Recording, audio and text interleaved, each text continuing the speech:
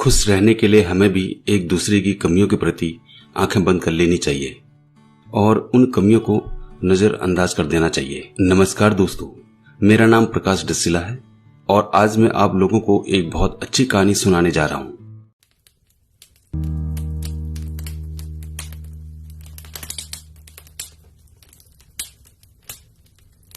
प्रकाश ने एक बहुत ही खूबसूरत लड़की नीमा से शादी की। शादी के बाद दोनों की जिंदगी बहुत प्यार से गुजर रही थी। वह उसे बहुत चाहता था और उसकी खूबसूरती की हमेशा तारीफ किया करता था। लेकिन कुछ महीनों के बाद नीमा चर्म रोग से ग्रसित हो गई और धीरे धीरे उसकी खूबसूरती जाने लगी।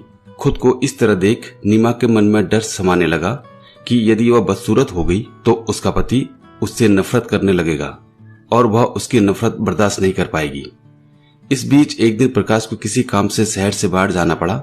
काम खत्म कर जब वह घर वापस लौट रहा था, उसका एक्सीडेंट हो गया।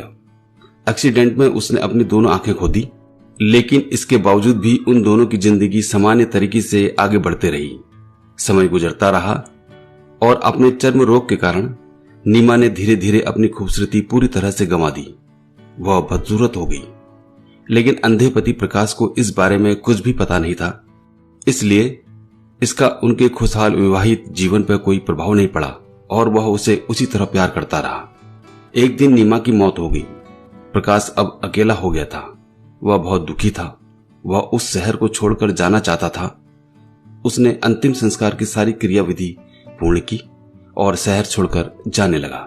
तभी एक आदमी ने पीछे से उसे पुकारा और पास आकर बोला, अब तुम बिना सहारे के अकेले कैसे चल पाओगे? इतने साल तो तुम्हारी पत्नी तुम्हारी मदद किया करती थी। प्रकाश ने जवाब दिया, दोस्त, मैं अंधा नहीं हूं। मैं बस अंधा होने का नाटक कर रहा था, क्योंकि यदि मेरी पत्नी को पता चल जाता कि मैं उसकी बदसूरती देख सकता हूं तो ये बात उसे उसके रोग से भी ज्यादा दर्द देता। इसलिए मैंने इतने साल अंधे होने का दिखावा किया। वह बहुत अच्छी पत्नी थी। मैं तो बस उसे खुश रखना चाहता था।